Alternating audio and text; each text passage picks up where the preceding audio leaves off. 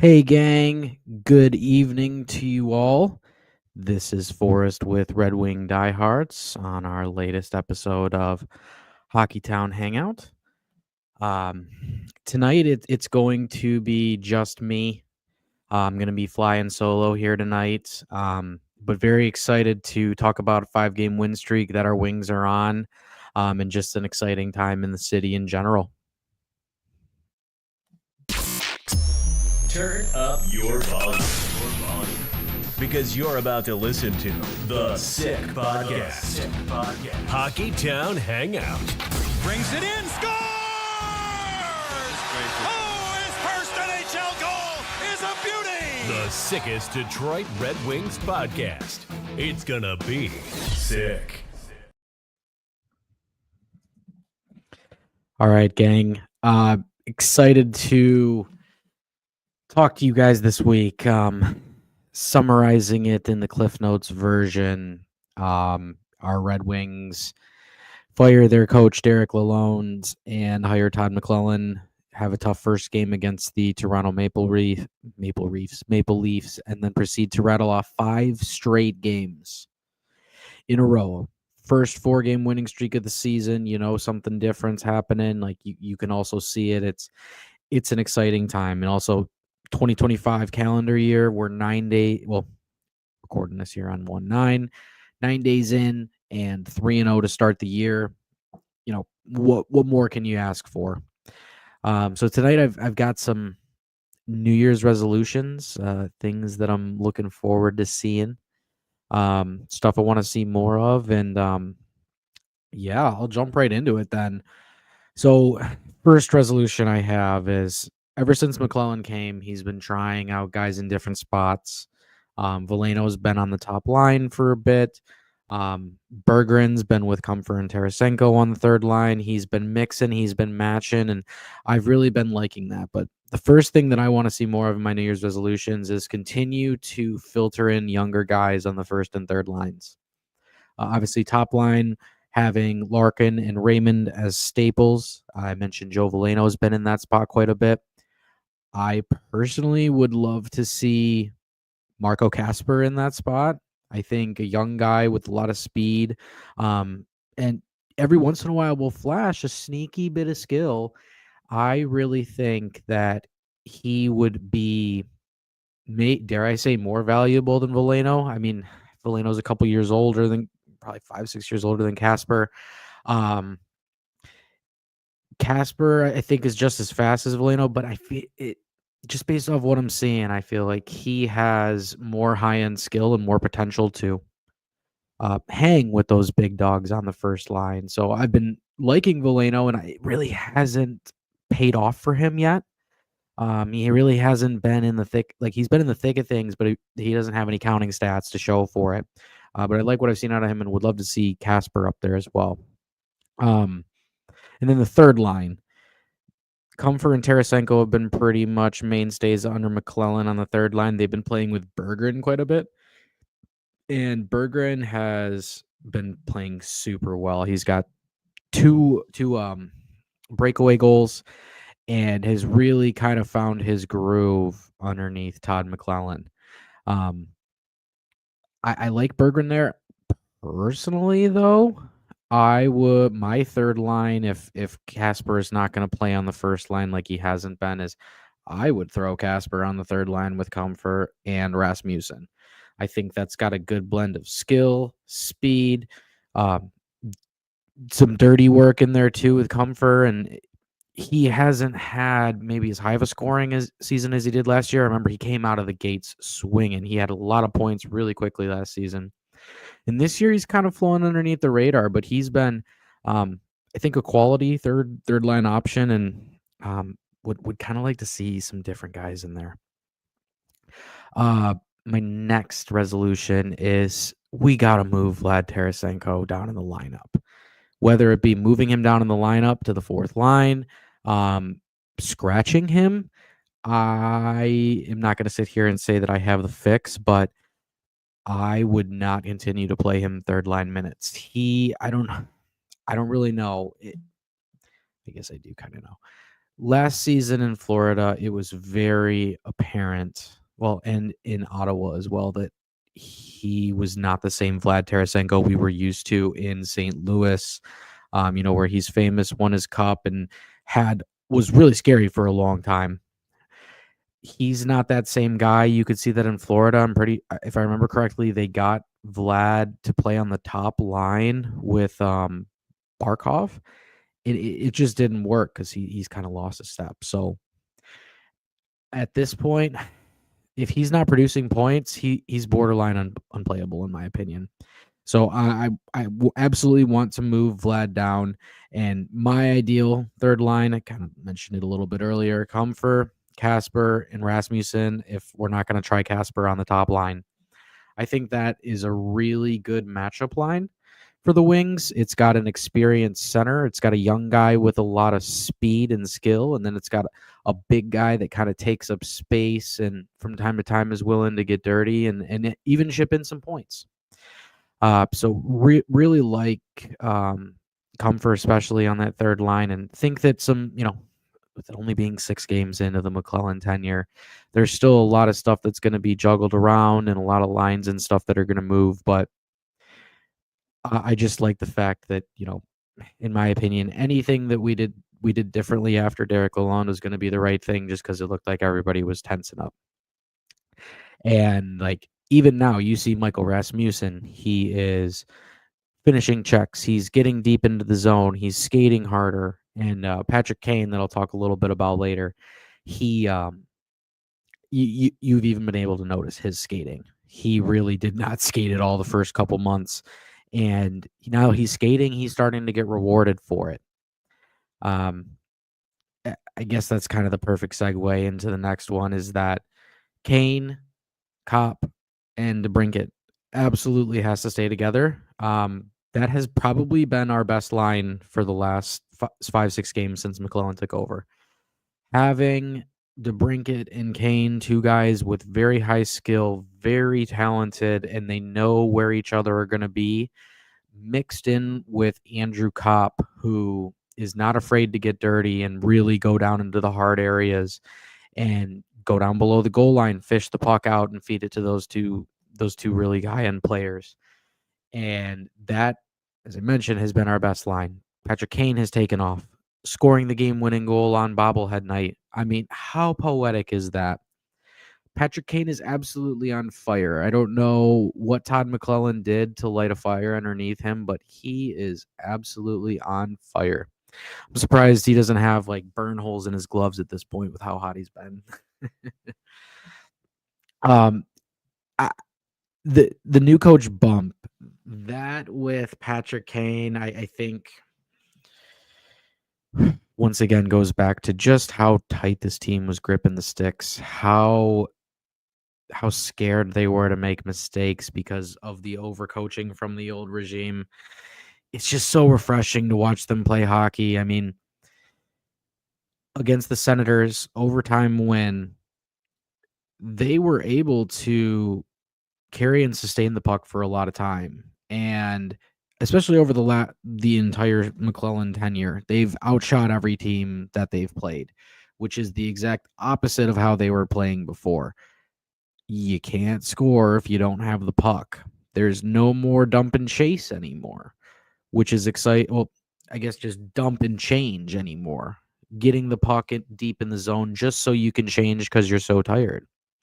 The team is actually forechecking. The team is getting pucks in deep. And that's coach speak, but that's what good teams do, and they make defensemen work. And food for thought for everybody is, say that Patrick Kane continues to play really well this season as he has in his recent tear. And, the Wings being super bunched up right now within a lot of teams in the Eastern Conference, a lot of teams that are, upward trending like us, and then a lot of teams that are downward trending like the New York Rangers in free fall. There's a lot of teams really close, and it's going to take a lot of effort here in the second half for the Wings to get points anywhere that they can and not waste opportunities like they did last season, which had them on the outside sitting in.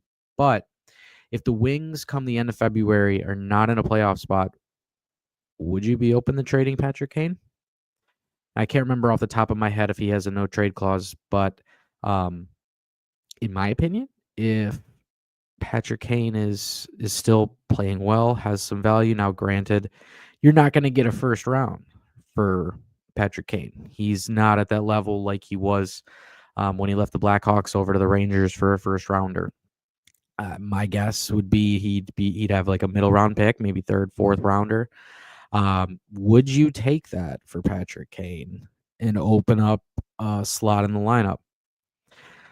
I think I might if the Wings don't, somehow regress and aren't in a playoff spot come the end of February. I think you just have to trade and retool. That's my 2 cents. There's a lot of free agents over the next 2 years. There's a lot of money coming off the book, so there's a lot that's going to change. But just interesting food for thought for everybody. The next one is penalty kill improvement. New Year's resolution this year. Just please penalty kill be better. So I mentioned last week with Matt that I was going to take a little bit deeper of a look into the penalty kill, kind of what they're doing differently. And we obviously have all noticed that it's working a lot more just because the puck isn't in our net all the time. Sitting around like 80% since McLellan took over. Now, that is not earth-shattering. I do believe that is somewhere in the middle of the pack, NHL-wise, over the sample size of McLellan the last 6 games. But when you were one of the worst 5 penalty kill teams of all time by penalty kill percentage up till this point, you will happily take 80%. Now, is that where we want to be if we were going for a Stanley Cup? No, we'd want to be much higher than that. But 80% is such market improvement from where we were that, we'll take anything at this point. Notes from what I noticed is that the penalty kill is not as aggressive. It seemed like they got super aggressive against with Lalonde, and it wasn't working. I know they made some tweaks the last couple weeks that Lalonde was the coach, and it still didn't work. I noticed that they're not attacking as much, and they're kind of making the other team think. When they were super aggressive, one of their, because you're down a man, one of your 4 guys on the ice is taking a chance trying to get the puck.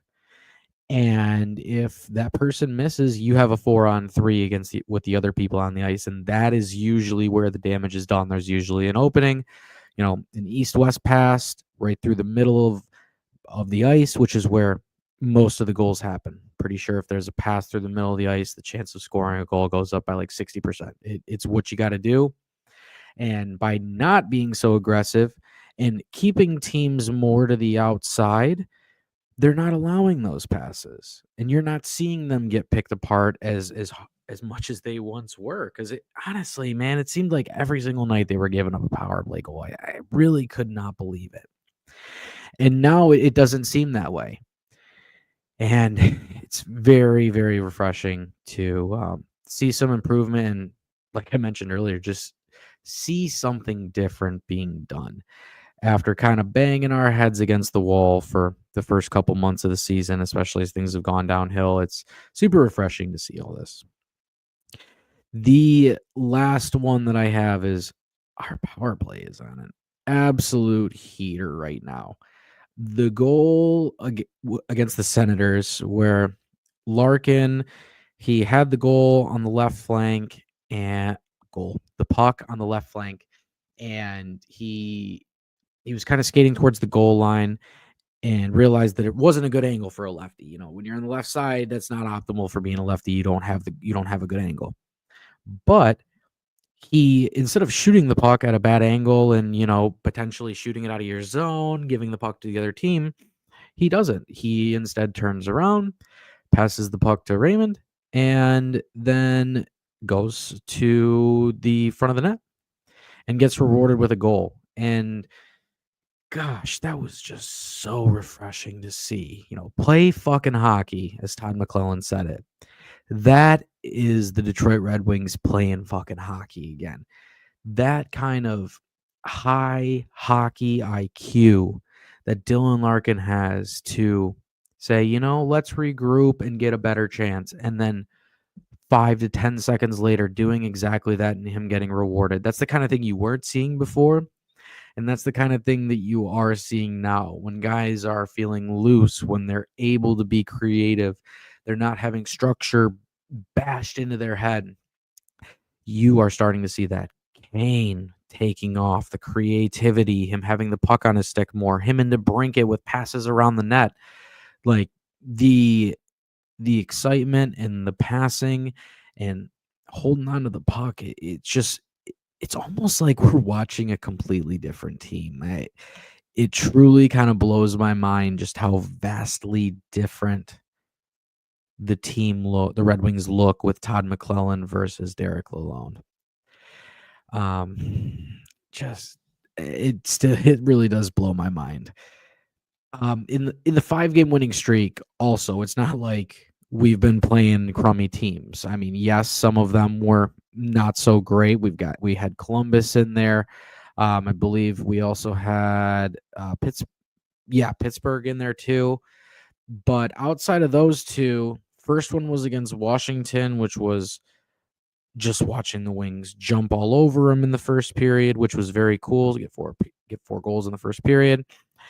Pittsburgh on New Year's Eve, high flying game. The comeback in Columbus in the third period was awesome.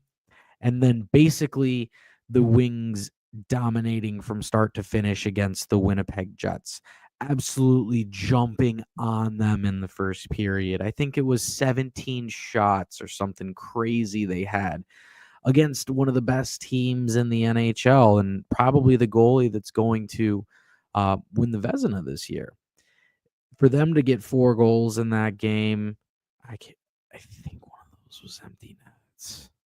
Yes, one was an empty net, so Hellebuck only gave up 3 goals, but just a really great effort. You're gonna need to get pucks to the net against Hellebuck, and just to see this team that I would joke with my friends and family, and I would say that the Wings, before they changed coaches, would make a backup goalie look like Dominik Hasek in his prime.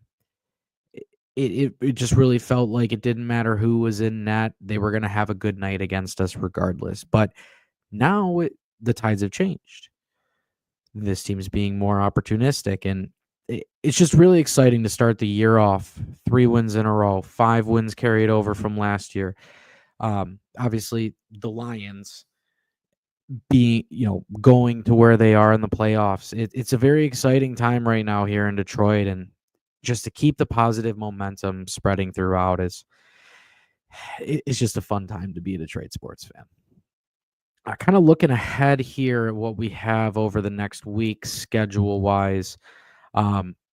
Definitely an, dare I say, easier or lighter part in the schedule. We've got home against Chicago, Seattle, and San Jose. Those are, they're all Western Conference teams, and I'm pretty sure that they're all in the bottom 3 of their conference as well.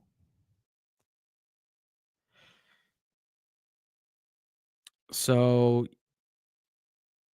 yes, bottom 4. Chicago's bottom in the West, followed by San Jose.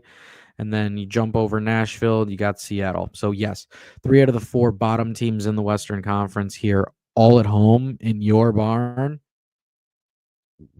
Just like the Lions, we need everybody to show out and show up and make sure we're cheering on this team. This is, dare I say, the back-to-back against the Utah Hockey Club now.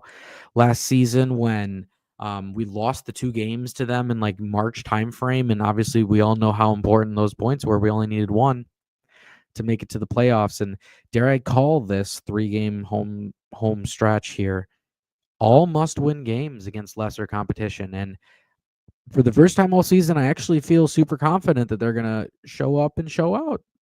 because their coach gets them up to play and they're not having to play from behind like they were. They actually hold on to the puck, and there's a buzz around this town and around this city, and it's infectious. And all of the Detroit sports teams are feeling it, from Lions to the Wings to the Pistons. And man, I'm just excited to talk about it and share it with everybody. But I hope everybody is staying warm. It is incredibly cold outside, and have a great rest of your day, gang. Appreciate you all joining. And that's a wrap. Hope you don't miss us too much until next time. Follow the Sick Podcast Hockey Town Hangout on YouTube, Facebook, Google Play, and Apple Podcasts.